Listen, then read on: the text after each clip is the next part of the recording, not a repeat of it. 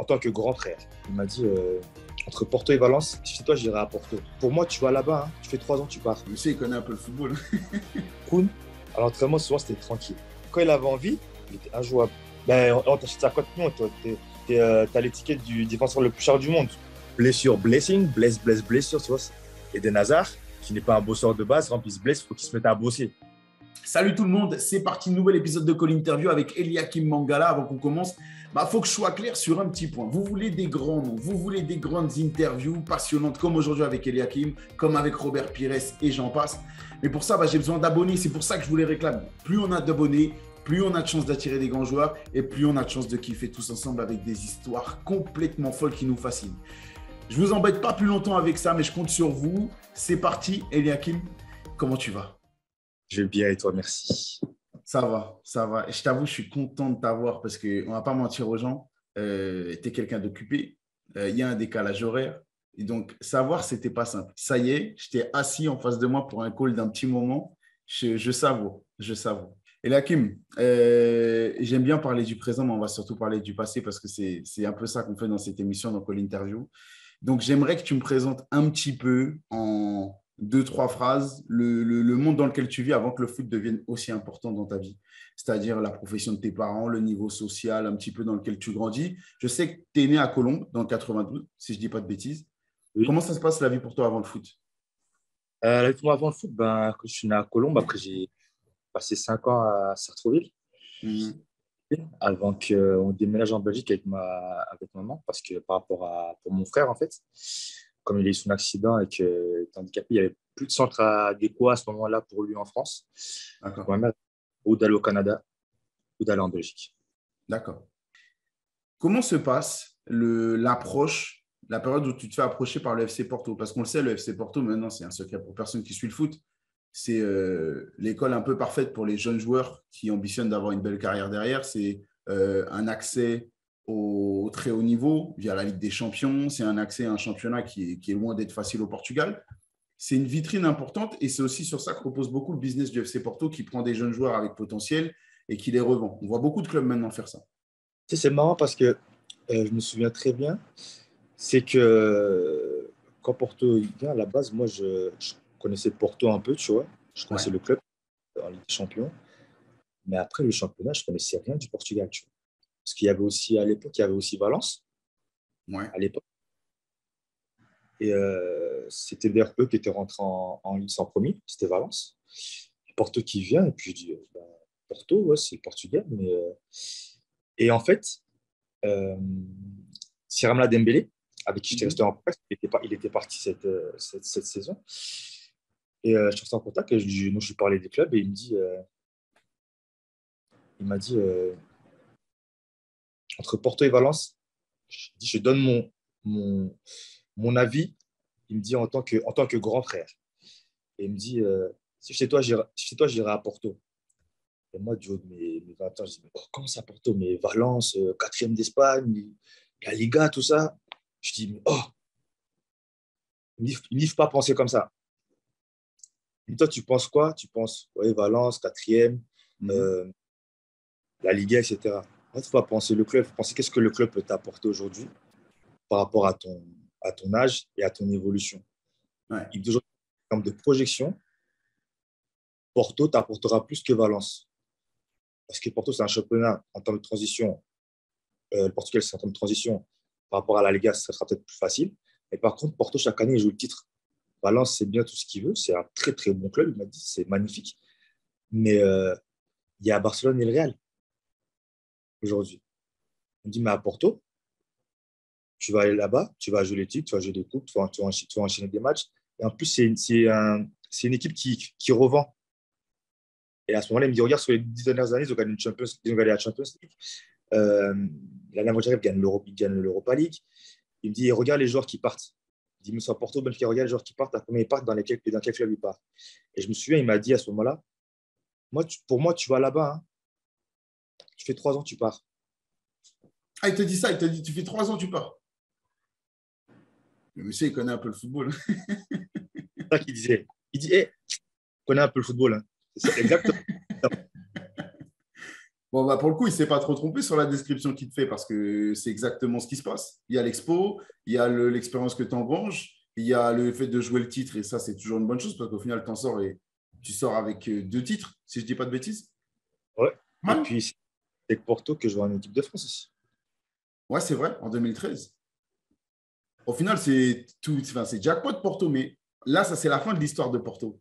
Quand toi, tu arrives là-bas et que tu poses tes pieds, il y a une transition quand même, même si elle est moins violente que si tu avais été à Valence par rapport au niveau de la Liga, les exigences, etc. C'est quand même un championnat sérieux, c'est quand même des ambitions de très haut niveau.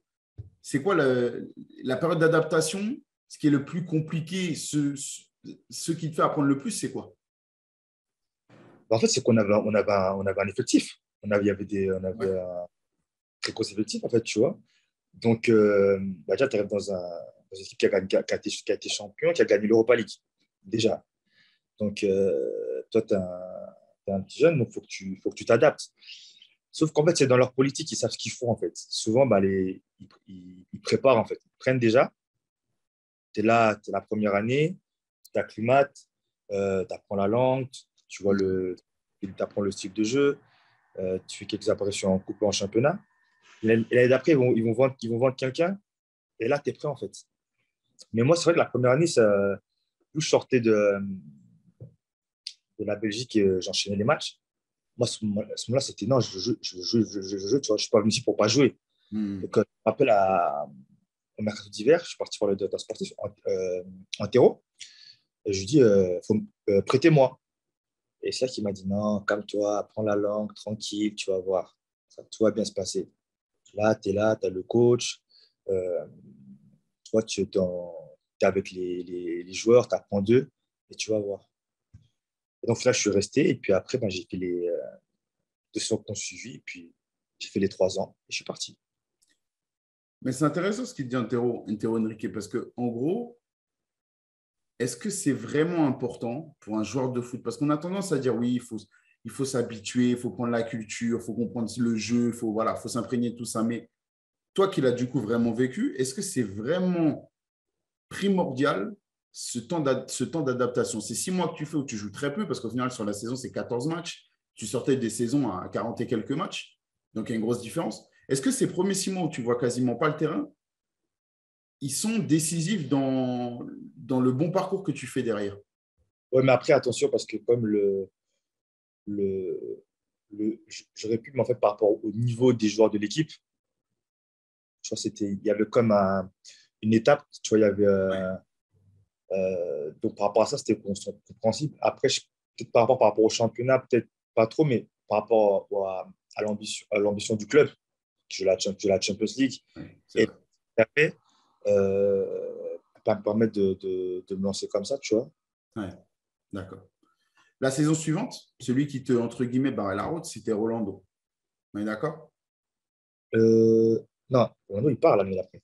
Ouais, l'année d'après. Celui qui te barre la route sur la première saison, entre guillemets, c'est Rolando. Oui. Rolando, il part. Ça fait partie, ça, de quand tu dis le club, il sait exactement ce qu'il fait. C'est d'avoir Rolando qui est là, qui est titulaire indiscutable, entre guillemets, la première année où tu arrives, et que l'année d'après, en fait, on fait la place pour toi et que tu puisses tout péter. C'est ça que tu me disais, le club, c'est exactement ce qu'il fait. Ah ouais, le club, c'est exactement ce qu'il fait. Donc, tu vois, il pense déjà, tu vois, toujours à l'avenir. Donc, parfois, il prend des joueurs et il sait qu'il y a le potentiel. Donc, au moins, il est déjà prêt, il est préparé. Quand l'autre va partir, bah, tu rentres et regarde Porto, chaque année, ils vendent. Parfois, ils perdent 4-5 joueurs, mais ils sont toujours là et ça tourne. Ils sont toujours présents en Champions League et ils font des bons résultats, tu vois. C'est dans l'ADN. Bon, la saison qui démarre, 2012-2013, c'est la saison où nous, public français, euh, on te découvre vraiment. C'est-à-dire que tu pètes tout, on parle de toi quasiment partout, tu es un peu le crack en défense centrale chez les Français. Il y a l'équipe de France. Et l'équipe de France, si je ne dis pas de bêtises, elle arrive à la fin de cette saison-là, en juin. Ouais. Uruguay. Ouais. Comment tu le vis ça, cette expérience-là? Déjà, raconte-moi un petit peu comment se passe la convocation. Est-ce que autour de la période de ta première convocation, il y a des prémices, il y a des petits bruits de couloir qui te disent que tu vas sûrement être appelé? Ou est-ce que c'est une surprise totale? Et comment tu vis cette première sélection-là? Parce que c'est encore un cap, encore un niveau supérieur. Comment tu vis ça, toi? En fait, il y avait il y avait des prémices, tu vois, parce que j'avais déjà reçu au mois de mars une présélection, tu vois. J'avais continué à enchaîner, donc ça a commencé à parler par rapport à ça. Et puis après, j'ai reçu la sélection, tu vois. Bah, premièrement, tu vois, c'était très content parce que c'était un rêve d'enfant. Ouais. Déjà, ça, c'était réaliser son rêve. Et déjà, pour réaliser son rêve, bah, en tant qu'enfant, c'est magnifique, tu vois, réaliser ses rêves d'enfant, comme je dis souvent aux jeunes aujourd'hui. Croyez en vos rêves. Et après, ben, être là, porter le maillot, tu vois, être avec le groupe.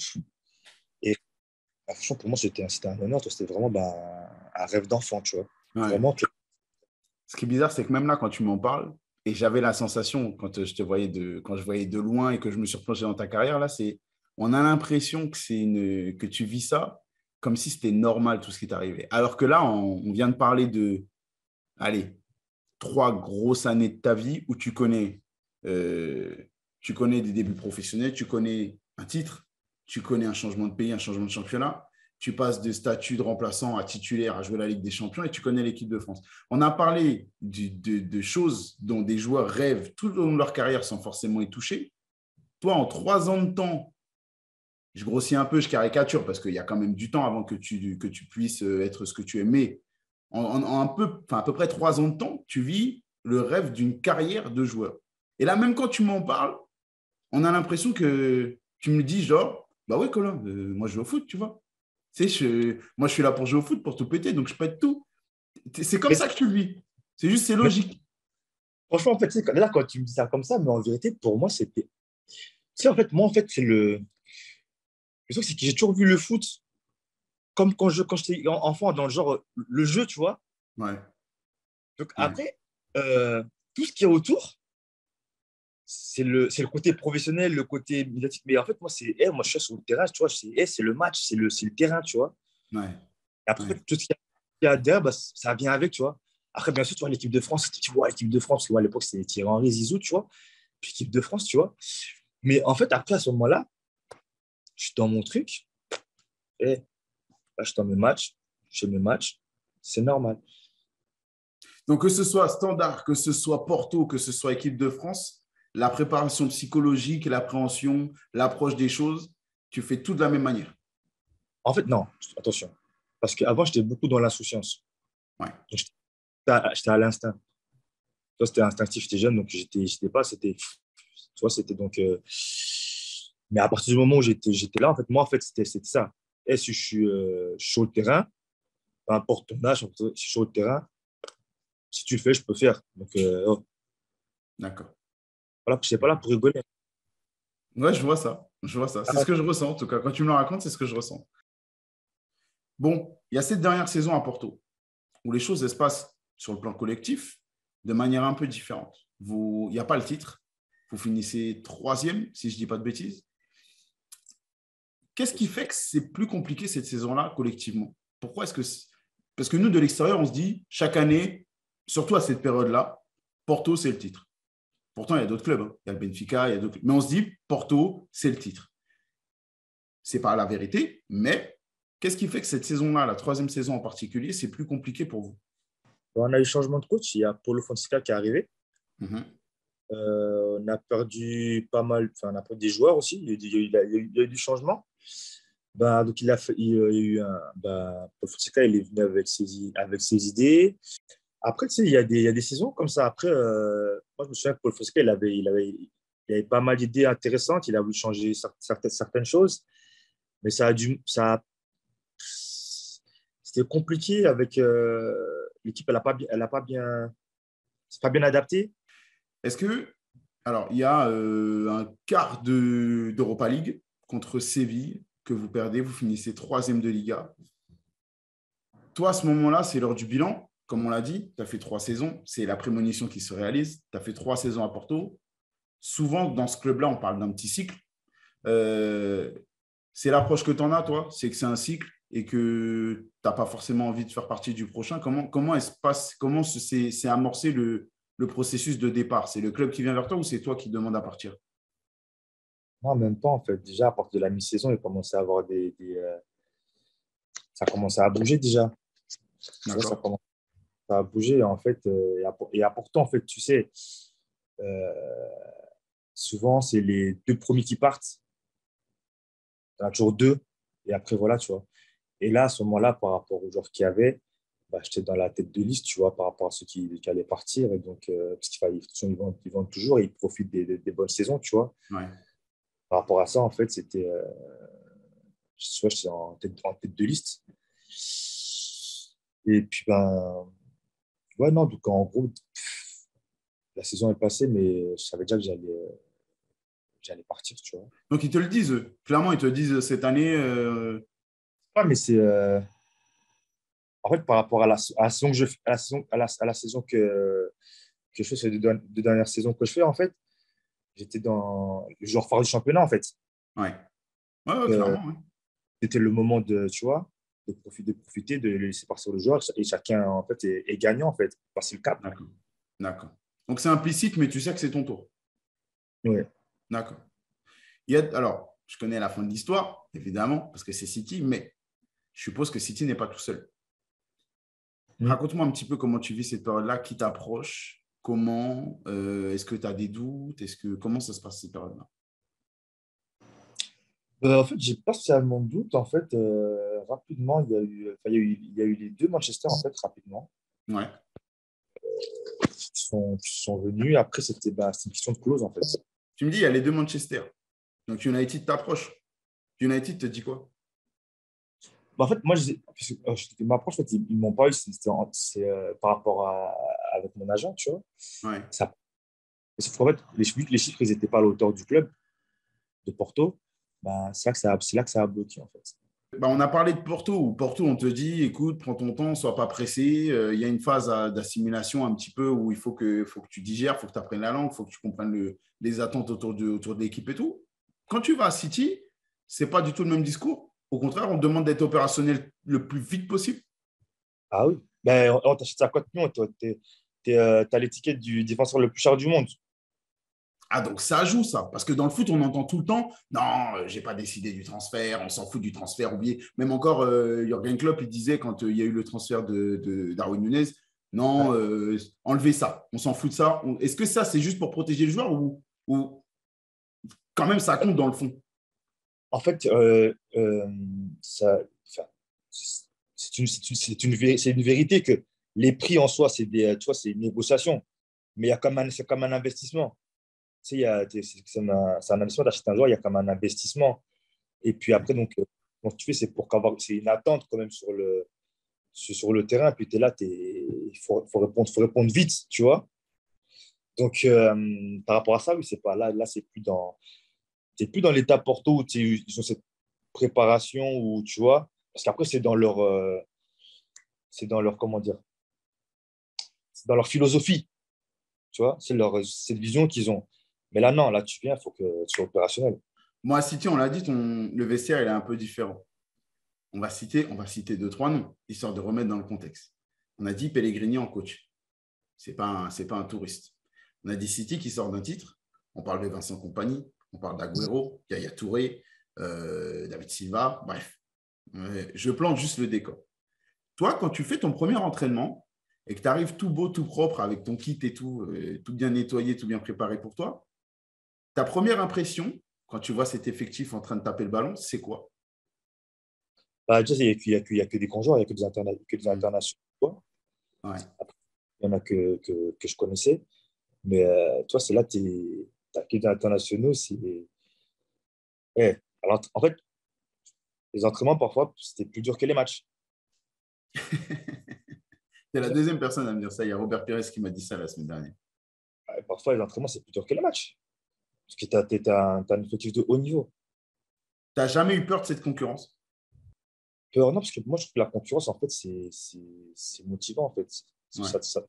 Ça te pousse, tu vois, à justement être toujours, être là, à essayer de faire le moins d'heures possible, à être concentré, parce que justement, là, tu sais que si, tu vois, quelqu'un te remplace, Ouais. ça va vite. Hmm. Alors, parfois, quand il Hmm. n'y a pas trop de concurrence dans une équipe, trop protégé, en fait, tu peux avoir tendance un peu à, tu vois, à rester tes acquis, alors que là, en fait, tu n'as pas le choix. Entraînement, tu es tout le temps trop taquin, en fait. Parce que parfois, en fait, ça joue sur 3 jours d'entraînement. Parce que Mhm. du coup, là, je sais pas, lui, entraînement, il était un peu loin. Bam, tu Ouais, d'accord. vois. Il y a quand même un joueur qui t'a marqué, toi, dans cette équipe, dans cet effectif-là. Alors, évidemment, quand je pense à ton poste, naturellement, j'ai le nom de Vincent Kompany qui me vient en tête, mais ça peut être un attaquant, ça peut être un milieu de terrain, ça peut être même un coach. Est-ce qu'il y a quelqu'un qui te marque particulièrement dans cet effectif-là quand tu vois la qualité? Euh, tu sais, franchement, il y avait Yaya, il y avait Samir, Hmm. euh, euh, il y avait David, Koun. En fait, Koun, Koun, c'était marrant parce qu'en fait, Koun, à l'entraînement, souvent, c'était tranquille. Ouais. Mais quand il avait envie, il était injouable. Ouais, il était injouable. Et par contre, celui qui m'a enfin, impressionné, qui m'a surpris, c'est David Silva, en fait. Tu sais, t'es en Angleterre, il est tout petit, hein. Il perd pas un ballon avec son petit pied gauche, le magicien. Ça, c'est le magicien. Après, il y avait Yaya, tu vois. Yaya avec Ouais. son grand corps, là, comme ses percées, là, c'était incroyable. Il est comment Yaya Touré en termes de personnalité? Parce que je te mens pas, j'essaye. Yaya, si tu vois cette vidéo, s'il te plaît, viens dans cette émission. J'essaie de l'approcher depuis longtemps maintenant. Mhm. Et de loin, on a l'image d'un mec presque inaccessible. Je ne parle pas seulement en termes de là, ma volonté de l'avoir en interview, je te parle par son aura. Il y a eu le conflit avec Guardiola. Il y a eu, quand lui, il est parti de Barcelone pour aller à City, City, c'était un petit peu le grand méchant loup. Tu sais, comme un peu le Paris Saint-Germain a été quand QSI s'est mis en place et tout. City, quand le projet s'est mis en place, c'était en gros le méchant de Manchester. Tu vois ce que je veux dire? Et lui, il était parmi les grosses têtes qui ont rejoint ce projet-là. On a cette vision un peu, cette approche un peu de personnes inaccessibles qu'on peut pas, avec qui on ne peut pas échanger, avec qui c'est un peu compliqué. Comment il est en interne? Yaya, magnifique. Spectacle. Yayous. Ah, on attend, c'est comment dire, il a la joie de vivre, tu vois, il a la joie de vivre, il est accessible. Ouais. Quand ils sont petits, là, il s'occupe de toi. La première année, vu que j'étais le plus jeune, il y avait aussi Dédric Boyata. Donc, quand on est à table, il dit, petit, débarrasse mon assiette. Tu vois, le vieux père, Ouais. c'est le vieux père. Mais toi, mais c'est jamais méchant, tu vois, mais c'est comme ça, Mhm. toi. Bonne humeur, il est là, il te conseille. Euh, il est super accessible, en fait. Après, bon, D'accord. c'est une chose. Et par exemple, la deuxième saison, bah, comme il m'a dit, bon, petit, non, c'est plus à ton tour, hein. Rappelle les autres petits, là, ils vont débarrasser mon assiette. Tu vois, donc c'est Yayous, quoi. Donc, il est accessible.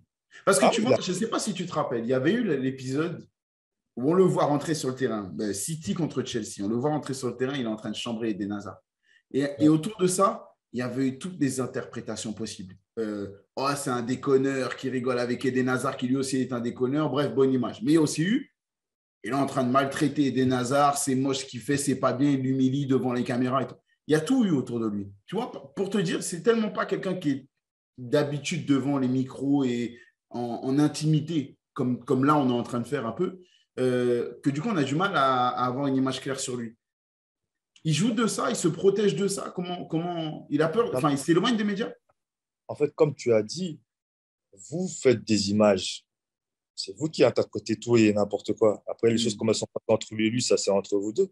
Vous voyez une image, vous interprétez, tac, tac. Mais en soi, c'est parce qu'on est toujours là en train d'interpréter les images. Mais Ouais. en soi, il fait sa vie, en fait. Je sais pas si.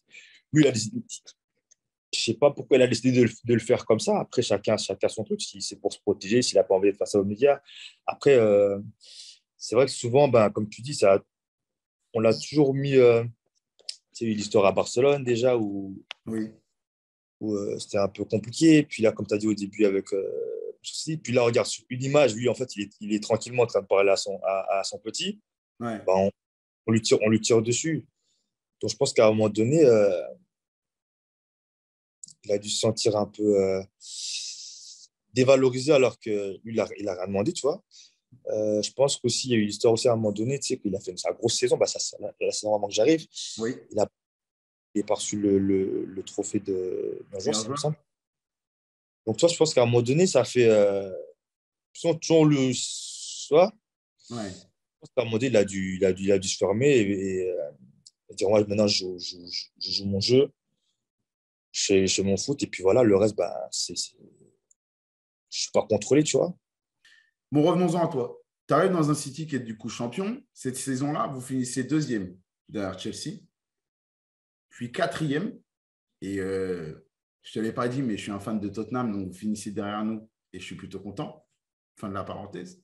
Euh, Est-ce qu'il y a une pression particulière qui se met en place? Parce que City, avec le projet, avec les, on va pas se mentir, avec les sous, dans le foot, quand tu as les sous, tu dois gagner.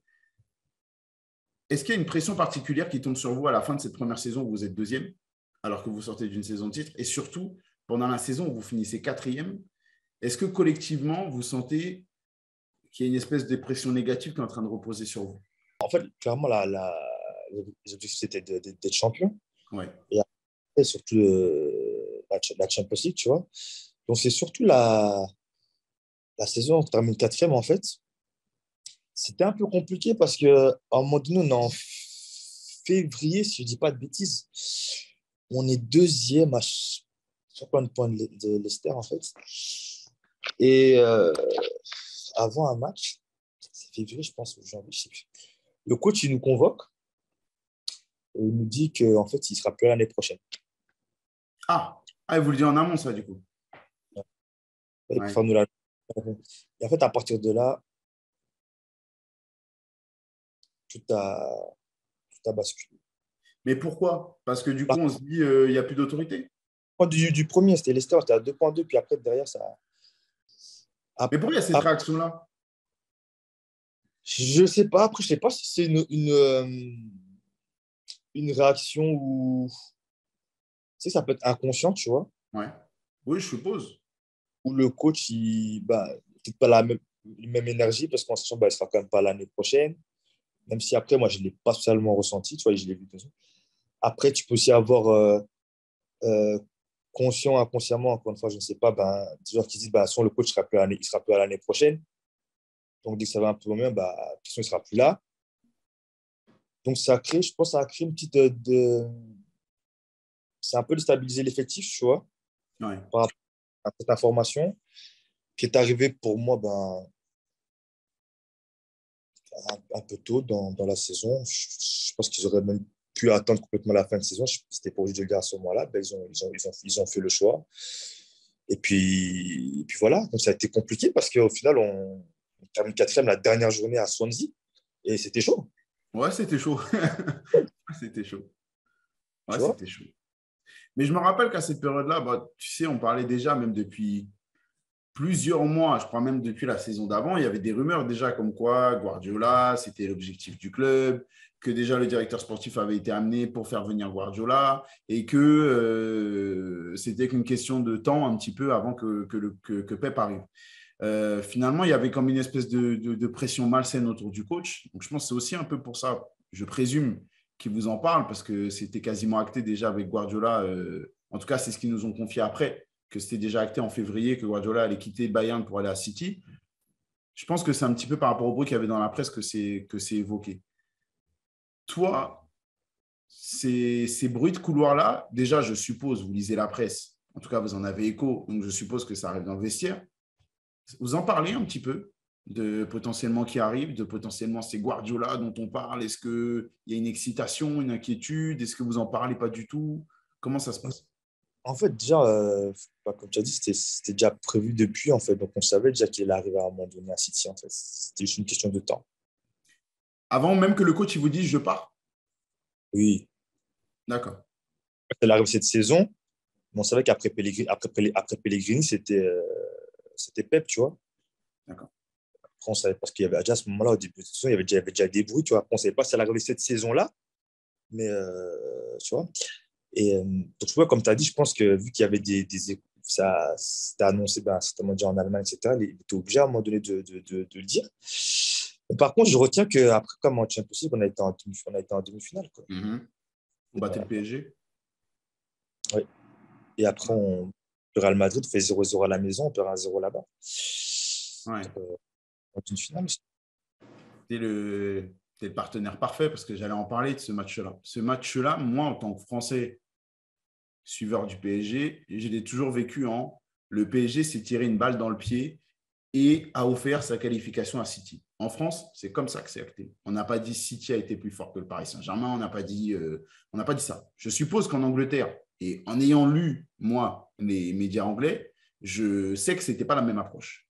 Et nous, en France, c'était ça. C'était le PSG s'est saboté tout seul, aurait dû se qualifier contre City, mais le coup de Laurent Blanc, de passer dans une formation différente et tout, bref, tu connais l'histoire. Il y avait eu aussi l'histoire avec Serge Aurier et tout. On ne va pas revenir dessus. Mais en gros, c'est comme ça que ça a été lu du côté français. Toi, de ton côté, comment tu vis cette étape-là, qui est une étape hyper importante pour le club, tu l'as dit, parce que c'est l'idée, comme le Paris Saint-Germain d'ailleurs, c'est de viser une victoire en Ligue des Champions. Vous passez en demi, c'est la première fois que le projet passe en demi, donc c'est une première étape. Comment vous vivez-vous ce quart de finale contre le Paris Saint-Germain? C'était le match, en fait. Parce que c'est les deux mêmes clubs, de façon, qui viennent d'arriver, qui ont cette ambition, tu vois. Et ce qui veut dire que par rapport à ça, en plus, c'est Abu Dhabi, Qatar, tu vois, donc c'était Ouais. la rivalité qui allait passer, tu vois, qui allait passer ce cap. Donc, et après aussi, bah, pas mal de Français dans l'équipe, donc en fait, je contre le PSG, c'était motivant aussi. Ouais. C'est vrai que bah, ça a beaucoup parlé de ce match. Tu vois, c'était un match où, tu sais, c'est les matchs où souvent le coach n'a pas besoin de beaucoup parler, en fait. Souvent dit, parce Ouais. que motivation c'est humain, en fait, tu vois. Et, mais après, nous, c'est pas notre problème. S'ils décident de jouer en 5 tac, tac, tu vois ce que je veux dire. Après, c'est leur problème, tu vois. Ouais, bien sûr. Nous, Bien on sûr. est là, on fait avec nos principes. Nous, on sait ce qu'on veut. Au final, on fait 2-2 là-bas. Donc, déjà, on fait encore les buts extérieurs. Après, à la maison, bah, on a fait exactement le match qu'il fallait, en fait. On a fait le Vous, match qu'il fallait. de votre côté, il y a un moment où enfin, comment vous vous sentez? Vous vous sentez confiant du début à la fin? Ou est-ce qu'il y a une pression particulière en se disant c'est quand même un effectif en face aussi, même si vous avez une belle équipe? Franchement, on était trop bien dans notre match. Ouais, Tu d'accord. vois, on était solides.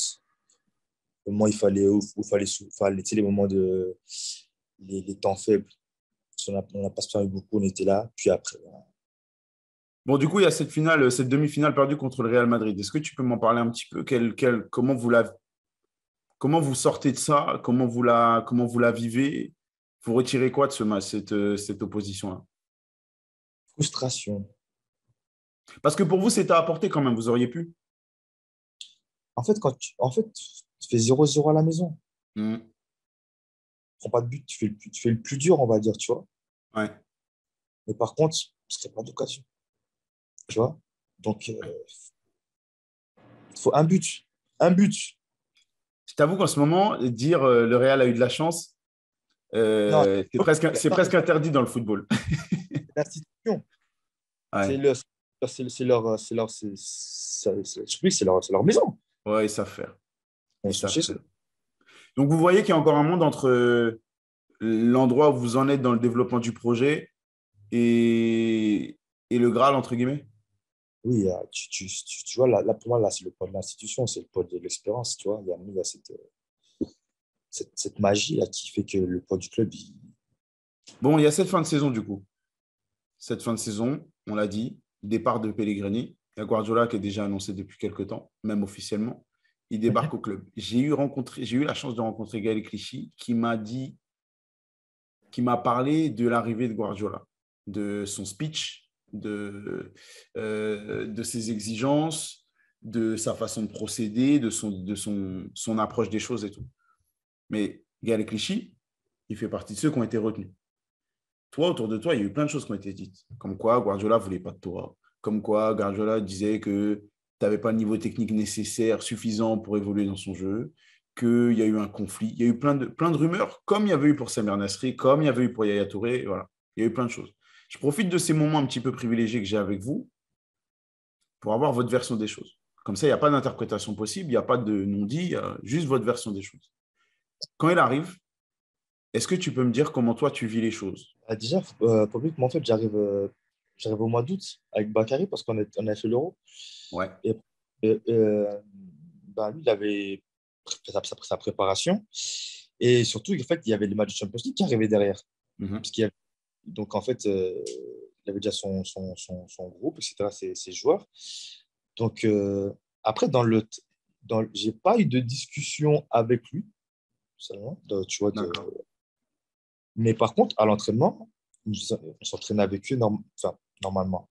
On faisait une partie, parce que justement, il y avait le championnat qui recommençait, donc on faisait une partie avec eux sur le côté. Et, euh, et par contre, dans son approche et dans comment il montrait le jeu, comment il expliquait certaines choses, parce qu'au final, moi, je l'ai eu qu'un mois, sur le mois d'août, en fait.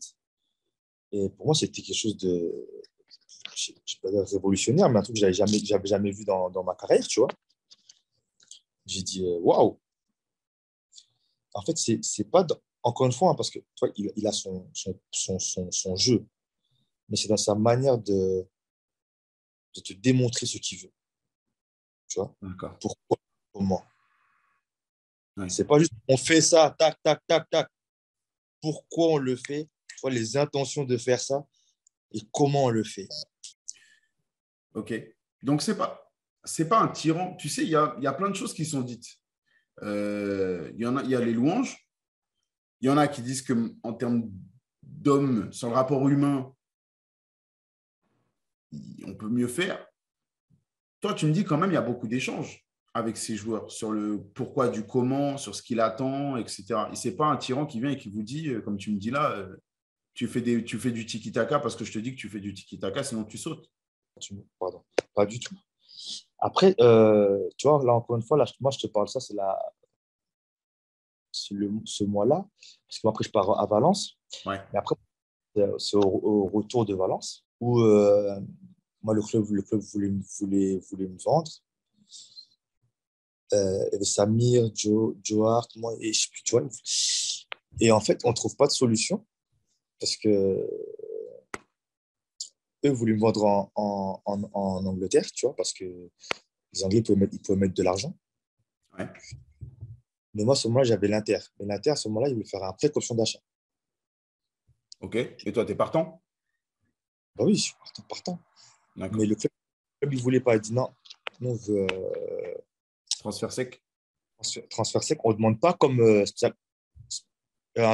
demande pas spécialement comme en Angleterre parce qu'on sait qu'en Italie, c'est pas les mêmes possibilités. Mais au moins qu'il fasse un effort. Il dit on parle de l'Inter de Milan. Donc ça a bloqué jusqu'au dernier jour. Et donc je suis resté. C'était la trêve internationale. Et après la trêve internationale, Pep m'appelle dans son bureau et il me dit bon voilà, bon, on n'a pas trop de solution. Moi, je vais te parler parce que je veux que quelque chose soit carré, etc. Moi, en fait, pour moi, tu es un top joueur. Sauf que moi, en fait, j'ai un style de jeu et ton profil, c'est le profil que je recherche. Tout simplement. Rien d'autre, rien de plus. Dis, maintenant que tu es là, par contre, on va travailler ensemble. On va bosser. À l'entraînement, on va travailler. Et chaque entraînement, tu seras prêt pour jouer le match. Les trucs que je ne te demanderai pas de faire, certains ils font. Par contre, tu as des qualités dans certains matchs que moi, ils vont m'intéresser. Donc, prépare-toi parce que tu auras du temps de jeu. Ah, il te dit ça? Ah oui, moi, il m'a dit, mais prépare-toi parce que tu auras du temps de jeu. D'accord. Je suis quatrième, hein, central. Hein. Avoir du temps de jeu, c'est ce que je veux dire. On m'a dit, prépare-toi parce que tu auras du temps de jeu. C'est incroyable parce que, enfin, encore une fois, tu vas me dire, nous, de l'extérieur, on tire nos conclusions, on fait nos lectures des choses. Mais limite, Alors, dans les commentaires, ils me diront si je suis à côté de la plaque ou quoi. Mais moi, le ressenti que j'ai, que ce soit de la presse anglaise ou de la presse française qui parle de toi, c'est Guardiola ne veut plus de lui. Il faut qu'il trouve une porte de sortie. Dégage, sinon t'es au placard. Là, tu me dis que le mec, non, pas du tout. Il te respecte, il te prend dans son bureau, il n'a aucune animosité envers toi. Il te considère même, parce qu'au final, tu es là, tu es là. Donc, il ne va pas se priver de tes qualités. Tu es là, tu es là. Donc, il va te faire jouer. Exactement ça. Comment tu pars à Valence alors? Je pars à Valence le dernier jour du mercato, parce qu'il a dit, bon, on a trop de défenseurs et je compte pas sur lui, je compte pas sur lui, donc ça peut se trouver un prêt, donc ça s'est fait les derniers jours, tu vois. Et j'avoue, dernier jour à Valence, tu vois, je me rappelle parce que je suis l'entraînement, il est 13h, je sais pas ce qui se passe encore. Je suis chez moi, je sais pas où, tu vois. Et bref. Et j'arrive à Valence. Et le truc à Valence, ce qui se passe, c'est que l'année d'avant, quand Otamendi vient, euh, euh, Valence voulait me récupérer. Et en fait, à ce moment, j'avais une déclaration dans la presse. Et j'avais dit, je sais plus comment j'avais dit, mais en gros, j'ai dit, aujourd'hui, Valence, c'est pas à mon niveau. Tu vois, je sais plus si j'ai tourné comme ça, mais en fait, en gros, ça. Sur cette année-là, ils sont 12e. Hein. Donc, c'est pas non plus complètement tiré par les cheveux que tu dis ça. Tu vois? Donc, moi, je dis, je reste. Sauf qu'en fait, après, j'ai eu derrière, il y a tous les fans de Valence en fait, Ils vont tomber dessus. m'ont tombé dessus. Et pour moi, en fait, c'était ma vérité de ce moment. Tu vois? Tu disais le top européen? Tu vois? Et donc, en fait, quand j'arrive à Valence, moi, en fait, j'avais oublié. Donc, tu vois, en fait, il y a eu une partie, ben, qui était content, mais j'avais une partie, tu vois, qui dit, ah, tu vois, qui m'attendait, en fait. Et donc, moi, j'avais expliqué, je dis, non, à ce moment-là, en fait, c'est pas pour moi, c'est qu'à ce moment-là, pour moi, c'était pas ce que je recherchais, tu vois. Et donc, à Valence, après, bon, à Valence, c'était compliqué parce qu'en fait, j'ai eu trois entraîneurs. Ouais, c'est pas La même stable. chose, tu vois. Donc, c'est vrai que c'était compliqué au niveau de la stabilité à ce moment-là à Valence. Mais après, bon, on finit, je sais pas, 13e, 12e. Même si on a eu une première partie de saison qui était compliquée. Mais moi, je suis monté en puissance. C'est bien passé, toi, au final, avec les supporters. Ben, Valence voulais me garder, mais je coûtais trop cher, en fait, à ce moment. Je ne pouvais pas Ouais, m'acheter. d'accord. Bon, tu l'as dit, vous finissez 12e. Toi, tu fais quand même une saison riche.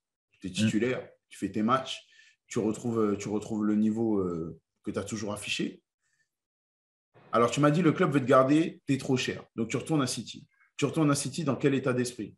Parce on a un peu spoilé. On a dit, il y avait le non-transfert vers l'Inter qui s'est passé. Mais toi, à la base, tu vas pour t'imposer à City ou tu vas pour partir? Bon, en fait, le truc, c'est qu'en fait, dans les médias, ça parle beaucoup que le club veut me vendre. Sauf que moi, personne n'est venu me parler à ça au début. C'est seulement après. Après, le truc, c'est par exemple, c'est qu'en fait, on part en préparation. Et encore une fois, même si toi, le club, il te vend, il y avait Joe, Samir, moi, c'était trois déjà. Joe, il est parti assez rapidement, si je me souviens bien. Mais en fait, on fait les matchs préparation. Tu vois, on part aux États-Unis, on fait le tour, etc. Et là, même chose, en fait. Tu vois, le coach, en fait, tu es dans l'effectif, il te prépare pour la saison, en fait. Il a pas monter avec. Et souvent, vu que Vincent, il avait pas mal de problèmes de blessures et mollets, donc fallait le préserver. Et ce qui fait qu'en préparation, ben, souvent, il joue 45 minutes, il sortait. Et donc, en fait, j'ai eu beaucoup de temps de jeu en préparation. J'ai eu pas Ouais. mal de temps de jeu. J'ai pu, tu vois, parce qu'il me mettait dans l'équipe comme tout le monde, en fait. Donc, ce qui fait que j'ai eu pas mal de temps de jeu. Ben, je connaissais les circuits, etc.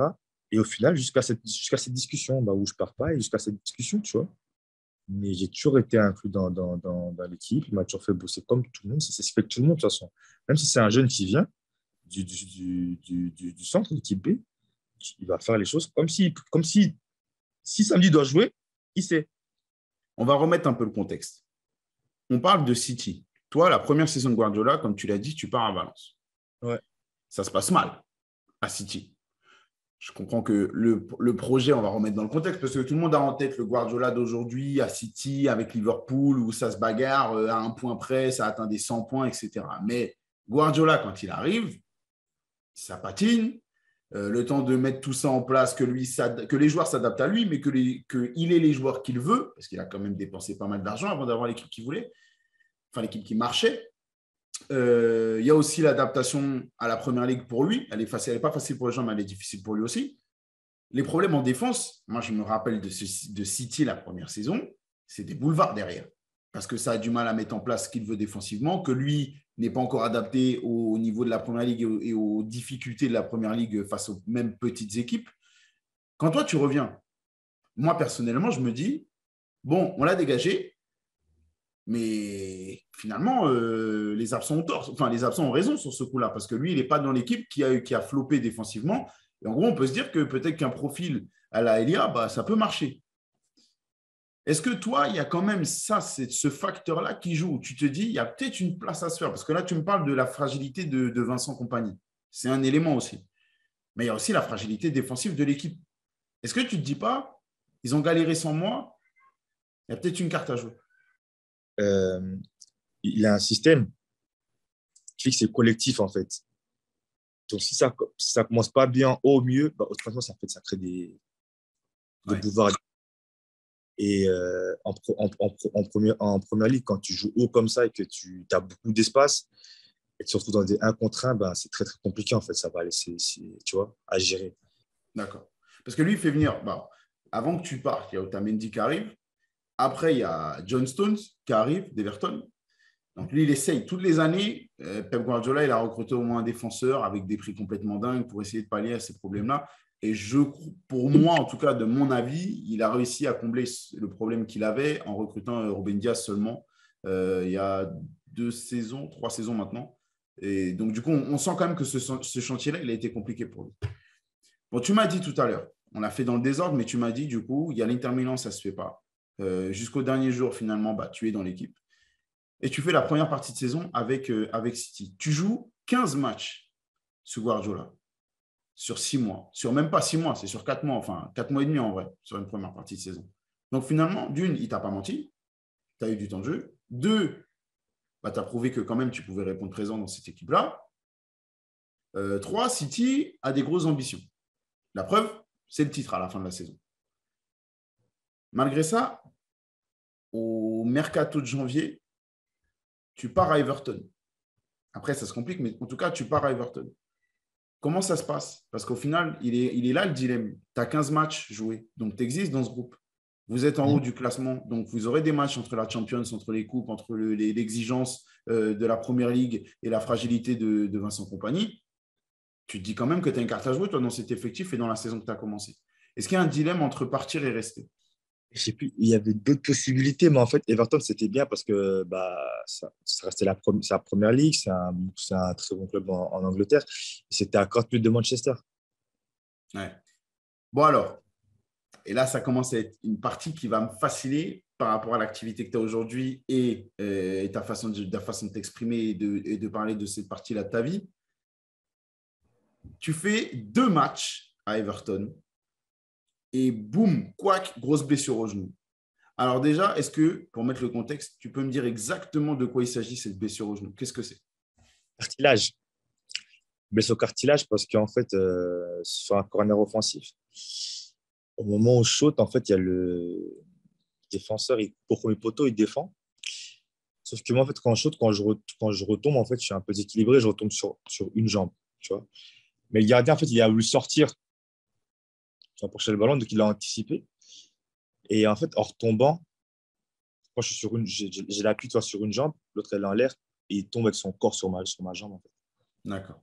On te dit quoi? Parce qu'il y a eu l'épisode où on t'a dit c'est 8 semaines, finalement, tu es un surhomme, tu reviens au bout de 3. Là, on te dit quoi? D'abord, en fait, je pars, on me dit ligament interne.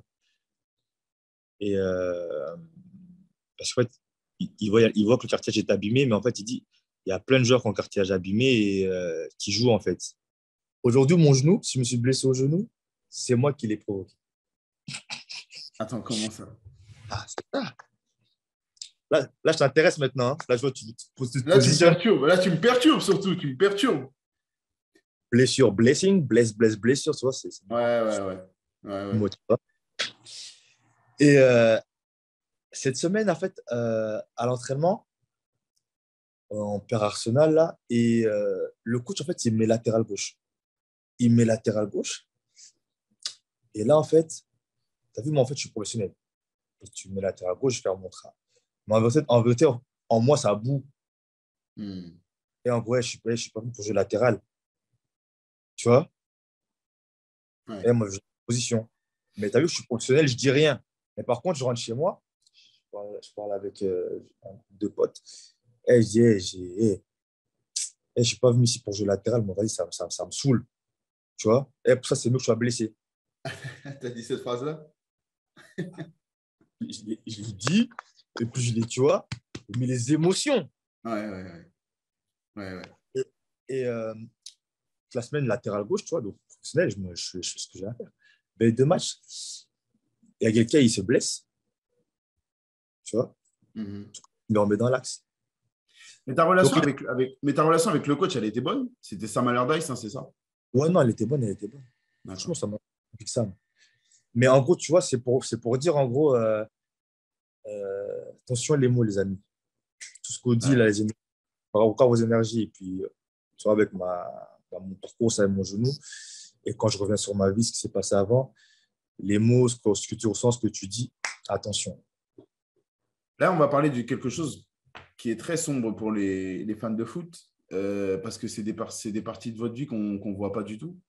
Comment se passe la réhabilitation, l'opération, le travail psychologique, l'absence des terrains, la solitude?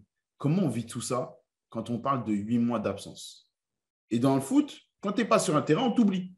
Là, on parle quand même d'un joueur international qui était dans un des clubs, allez, top 5, top 6 à City, qui est sélectionné pour l'Euro. Donc, on parle de l'équipe de France, on parle du plus haut niveau. Et d'un coup, tu disparais. Comment est-ce qu'on digère tout ça?